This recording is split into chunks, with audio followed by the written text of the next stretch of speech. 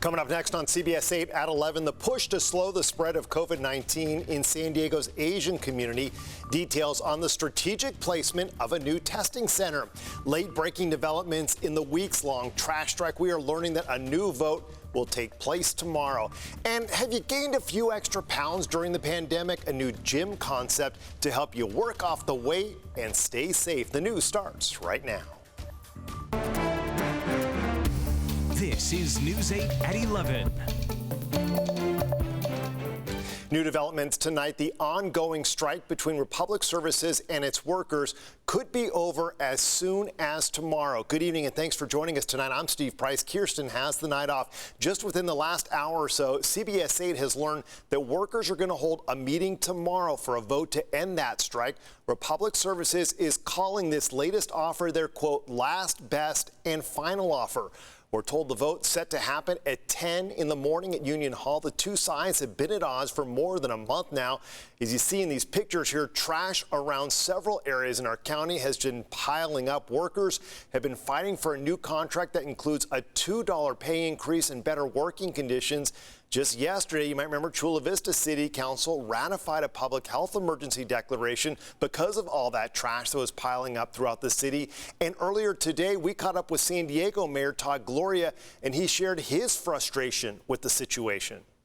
We can't get to a conclusion on this strike if folks aren't negotiating in good faith, and these folks should stay at the table until they walk out hand in hand with an agreement that can be supported. This is ridiculous. It has gone on far too long, and absent a resolution in the next day or so, the city will start taking more extreme legal measures to hold Republic Services accountable.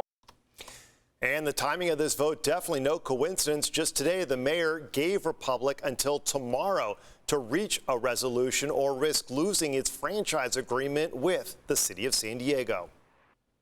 A local community hit hard by COVID-19. Now the push to make it easier for them to get tested. That new testing center is going to be housed in a popular Kearny Mesa market. And while everyone is welcome, organizers say members of San Diego's hard-hit Asian community are definitely the ones they are targeting here. CBS 8's Regina Ahn has more from those behind this pop-up testing center. Tomorrow, the Zion Market parking lot here on Claremont Mesa Boulevard will be the location for a week-long free COVID-19 testing site. It's a collaborative effort to hopefully bring many people out to get tested. This is for anybody, but we did want to be able to have it in a community that has been very much impacted by the pandemic.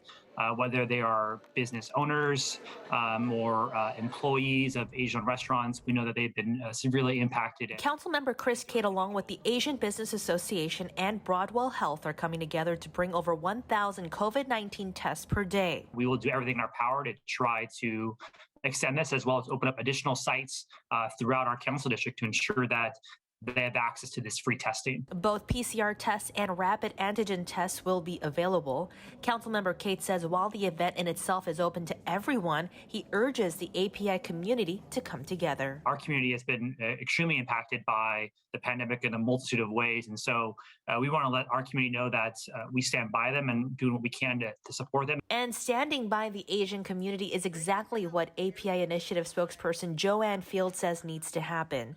With an event like this, it's opening doors for those who may have otherwise felt uncomfortable. Breaking down barriers by having these COVID PCR test pop-ups throughout the city is very helpful so that our elderly are not waiting in long lines. We're in a familiar part of the community. So it's great that we have more access and, again, breaking down barriers. Fields overcame COVID and is now an advocate for weekly testing. She says what's happening tomorrow is a great tribute as we approach Dr. Martin Luther King Jr. Day. He advocated so that we have access. All people of color has access. And that's part of the justice that we all fight for. So the fact that this is being offered by Councilman Cate and the Asian Business Association, this is a great way to celebrate him. Walk-ups are welcome. It will be held from 9 a.m. to 5 p.m. Additional days will be added based on demand. All about slowing the spread. Regina, thank you. Affordable daycare has always been hard to find in San Diego, and now during the pandemic, it's even more difficult. As a result, city officials are looking for new ways to help end the crisis. The city's Economic Development and Intergovernmental Relations Committee looked at 72 city-owned and operated buildings to potentially be used as child care facilities. Now, this includes 12 office buildings, 18 libraries, and 42 parks and rec centers. More than 500 San Diego child care facilities have had to close because of the pandemic, and many of them never reopened. Local COVID-19 hospitalizations take a slight turn in the right direction. As of today, the county's COVID-related hospitalization numbers stand at 1,206. That's down 17 from the last count. Not a lot, but hey, we'll take it right now. It's not the same story across the country, though. COVID cases, hospitalizations, deaths, they are all still rising. While the overall number of Omicron cases may be moving toward a peak, those numbers vary significantly in different parts of the country. San Diego County reported 9,878 new COVID infections as of Friday. A 22-year-old woman stabbed in a Sabre Springs park early this morning has died, and tonight police are still looking for her killer. Happened around 2:30 at South Creek Park, just off Springbrook Drive. Investigators say the woman arrived at the park with friends and walked over to another group that was already there, and for reasons still unknown, she was stabbed. The suspect drove away in a dark-colored car. At this point, no description of him. You're asked to call Crime Stoppers if you have any information. The nation is experiencing an ongoing blood shortage, and our local blood banks are also running low. And that means that some people who need surgery, they could be forced to wait. The San Diego Blood Bank says the shortage has become critical. Right now, it has just a half day's worth of some of the most important blood types available. Now, during normal circumstances, the San Diego Blood Bank likes to keep a 7-day supply of all blood types on hand. If you want to donate but have had COVID and you're worried about it, you can still donate 10 days after your symptoms have stopped. You also must be at least 17 years old and at least 110 pounds. Well, we saw some slightly warmer temperatures across the region today. The big question, will it be sunny again tomorrow? A lot of folks have the day off. Meteorologist Sean Stiles joins us now with a first look at your microclimate forecast. Sean? Good evening, Steve. Yeah, what we've got is a very persistent low pressure, and I've been talking about this low pressure for over a week now, and it is finally going to start to come on shore. Now, this is not a potent storm. It's not going to bring a ton of rain, but there is rain in the forecast. We'll go partly cloudy skies in the morning to mostly cloudy skies in the afternoon. And as this low comes on shore, we could start to see some light rain as we make our way into the afternoon and evening. Shouldn't affect too many celebrations for the Martin Luther King Jr. holiday. However, there is the potential for as much as 1/3 of an inch of rain by the time we get to Tuesday. So that's a big spread. So it would take a long time for us to see a significant amount of rain. So, you know, we're talking about a little bit of rain and then nothing, a little bit of rain and then nothing, a break in the action. And as far as tomorrow is concerned, temperature-wise, we're going to be right where we should be, 67 degrees. The showers expected to start, as I said, later in the day and get out of here by early mid-morning on Tuesday. And then we start to dry out by Wednesday as high pressure rebuilds back in. Again, for the folks in the inland microclimates, a little bit cooler, but then the warming comes for everyone by the time we get to Thursday. I'll explain why in just a bit, Steve. All right, Sean, and I'll tell you, rain may not be affecting those MLK events tomorrow, but COVID, unfortunately, is. The 41st annual Martin Luther King Jr. Parade has been canceled this year because of COVID, but there are still a number of events that are happening around the county tomorrow, several of them virtual events. The 34th Annual Alliance San Diego All People Celebration, that'll be virtual this year. It begins at 10 a.m. In Oceanside, the North County NAACP is hosting a community prayer breakfast at the El Corazon Senior Center. Southwestern College hosting a day of virtual MLK commemorations. Those begin at noon. And also at noon, the 33rd Annual MLK celebration takes place at the World Beat Cultural Center over at Balboa Park. They're going to have live music and dancing. There are also a number of volunteer opportunities throughout the county for you. For a full list, visit handsonsandiego.org. Coming up, Charles McGee, who was the last surviving Tuskegee Airman, has passed away. We're going to have details about that coming up next, plus a powerful winter storm slicing up the East Coast. Frigid temperatures with that. And people in North Park have a new place to hang out and enjoy the sunshine. We'll take you to their latest mini park that's still ahead. Unfortunately, we have some sad news to pass along tonight. One of America's last surviving Tuskegee Airmen has died. Brigadier General Charles McGee passed away today at the age of 102. He made history by completing 409 combat missions across World War II, the Korean War, and Vietnam. McGee's lifetime of service was honored with the Congressional Medal back in 2007. McGee is survived by 3 children, 10 grandchildren, 14 great-grandchildren, and 1 great-great-grandchild. The Tuskegee Airmen were inducted into the International Air and Space Hall of Fame at the San Diego Air and Space Museum back in 2008. And a major winter storm system traveling up the East Coast right now. More than 80 million people under winter weather alerts tonight. Those advisories extend from Mississippi all the way up to Maine. That storm is dropping freezing rain and ice across the East Coast region. Governors have declared states of emergency in the Carolinas, Virginia, even Georgia. The storm is also expected to bring a wintry mix to the Northeast through tomorrow. So, Sean, my son, as you know, goes to college in North Carolina, Yeah. and he got some snow there. You're kidding me. So guess what he did? Pulled out a snowboard, went up a hill, and actually tried to go down the hill.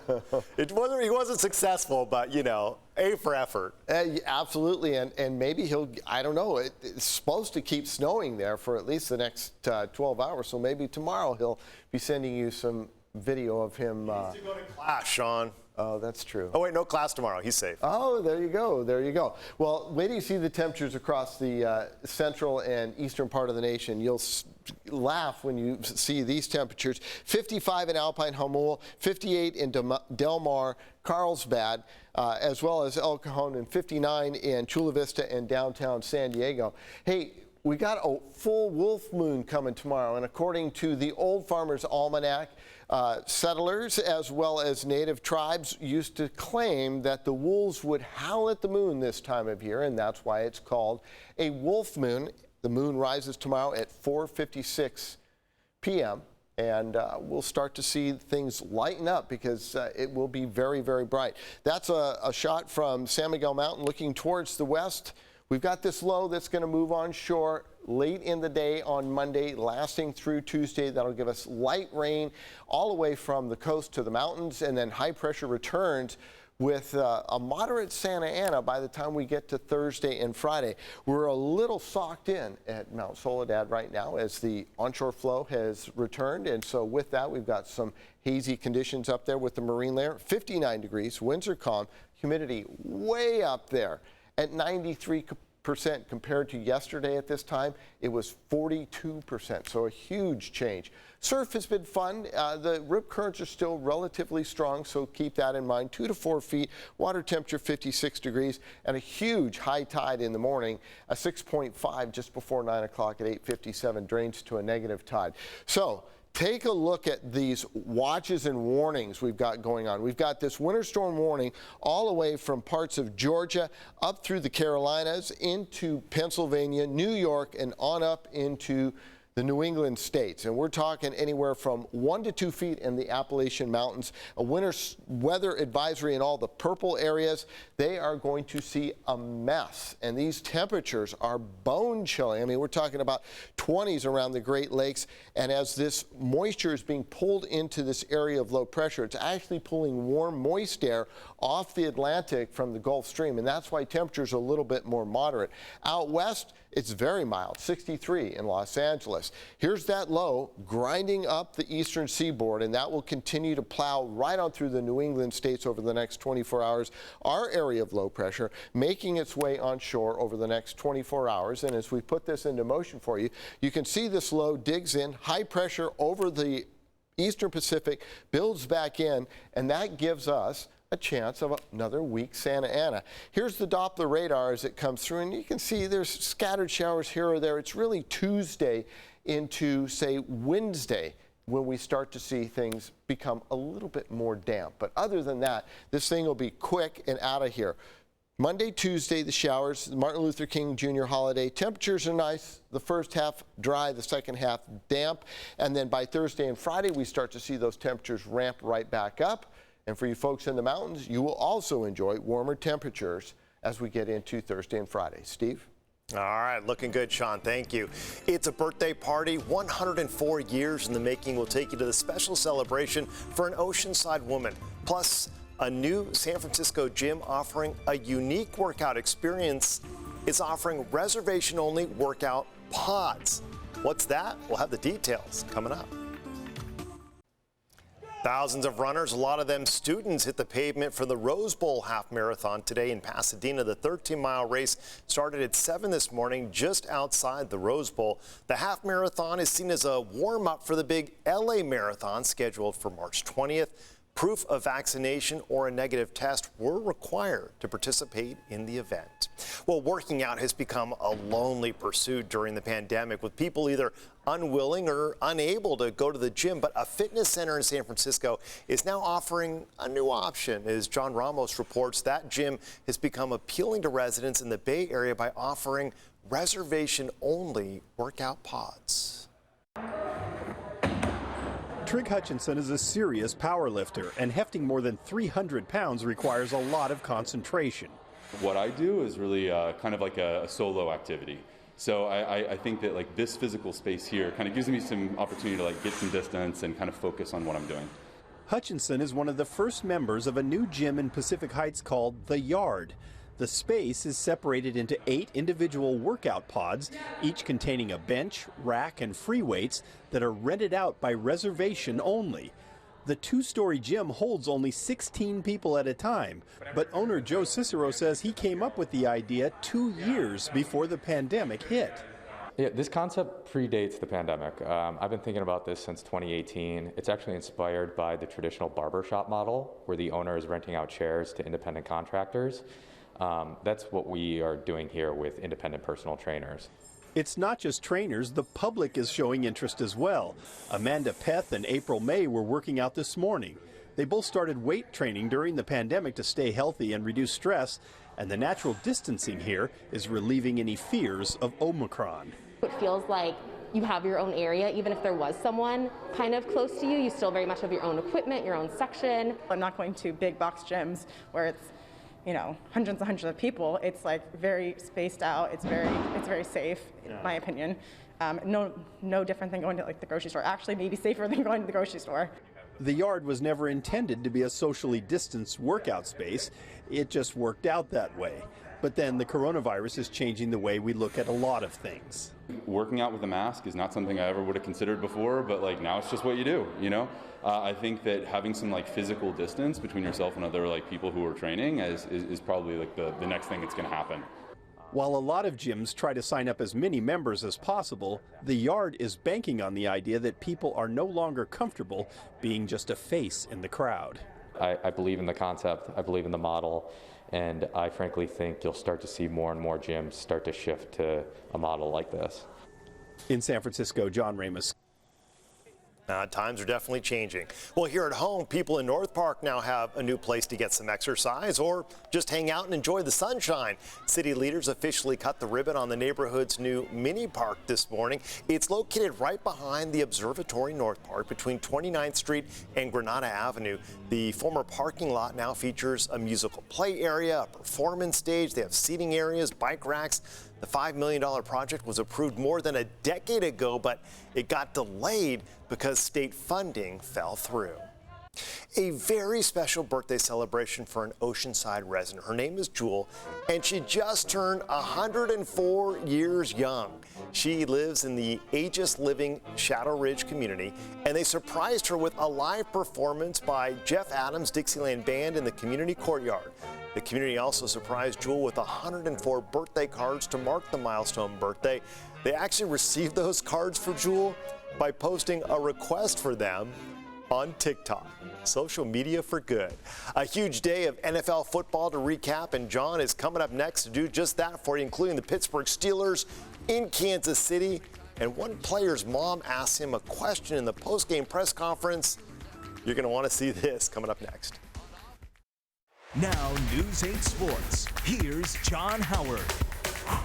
I mean, it would have been a great story if the Steelers had won the Super Bowl, right? Yeah. But it didn't happen. Yeah, it's kind of the end of an era here, obviously, especially for Pittsburgh fans. Ben Roethlisberger, they were hoping Big Ben would have one last run at a Super Bowl ring. When 8 of the first 9 possessions in the game tonight ended in a punt, things were leaning that way. And then when Darrell Williams coughs up the ball and T.J. Watt scoops and scores, it's 7-0 Steelers, and perhaps an improbable upset might just happen. But then Mahomes and the Chiefs reel off 35 unanswered points. Four-man rush, pump fake to the end zone, caught. Byron Pringle. Mahomes, he's going deep downfield, wide open. Kelsey's going to take it all the way. Mahomes, open, Hill, touchdown. Mahomes finished with 404 yards passing and 5 touchdowns as the Chiefs doubled up the Steelers score 42-21. Next week, they host the Buffalo Bills. After the game, Travis Kelce gets asked a question by his mother. We'll go first to Donna Kelce. Yes, it's your mom. This was an elation to see you get a touchdown in a playoff game. I mean, oh my gosh, how good did that feel? How good did that feel after all these years? Oh man, to finally throw a touchdown, like I used to tell my mom when I was like 5 years old, I was going to eventually throw a touchdown in the National Football League. I finally got it done. It only took me 9 years. But glad I could put a smile on your face. Love you, Mom. Yeah, you too. Love you too. She's the best, man. That is awesome.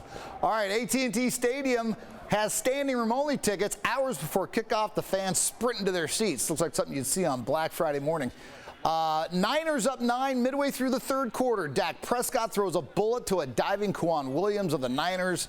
Not Prescott's best day, passer rating of 69. The Niners turn that into a quick points on the next play. Deebo Samuel, the receiver, lined up as a running back, 26 yards for the touchdown, 110 total yards for him. Then, big mistake by Jimmy Garoppolo. Flies his receiver on the throw right into the hands of Anthony Brown. The Cowboys are very much alive. 5 plays later, Dak Prescott is going to take the snap and take it on his own. 5 yards for the touchdown. Dallas down by just 6. Then, final seconds of the game, Prescott's going to run up the middle. No timeouts remaining. The clock winding down. The referee has to touch the ball before it can be snapped for the next play.